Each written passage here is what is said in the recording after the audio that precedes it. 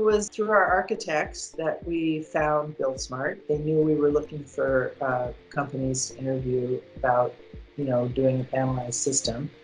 And they're very much in favor of anything that can be built offsite and then transported in. They've done a lot of that kind of work. So they were really the reference point.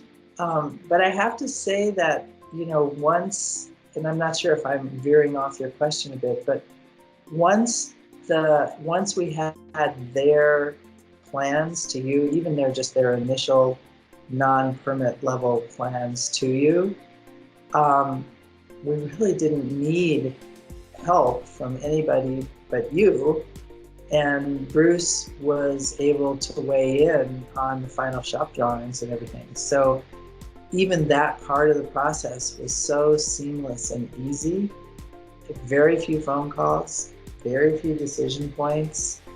And but the design came from our architects, and your folks looked at their drawings, and there was a little back and forth there, but there really didn't have to be a long, belabored process.